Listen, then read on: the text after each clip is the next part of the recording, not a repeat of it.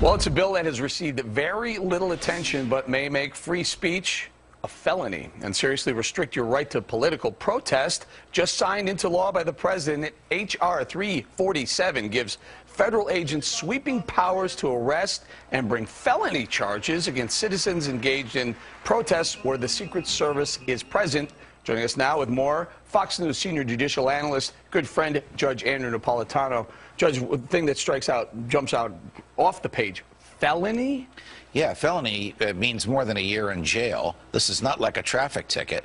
For standing and protesting, the type of thing that for 230 years Americans took for granted because it was protected by the First Amendment, Congress shall make no law abridging the freedom of speech, has actually been abridged by legislation the president signed last Thursday, supported overwhelmingly by both parties, with very, very little public debate and very little debate in Congress. Basically allows Secret Service agents to decide where there are no free speech zones, not speech zones, no free speech zones.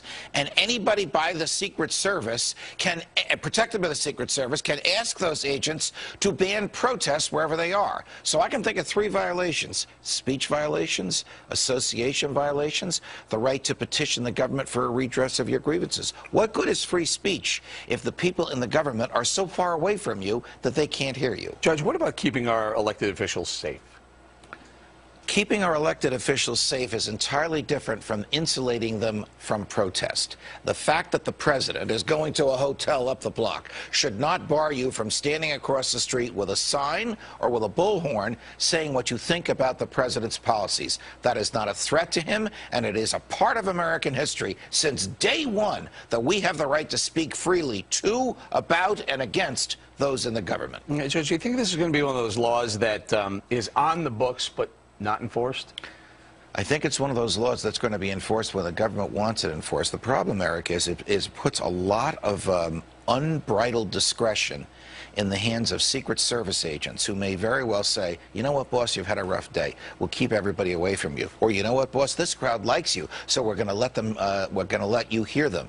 That's suppressing speech on the basis of its content, and that has been expressly prohibited by the First Amendment since day one.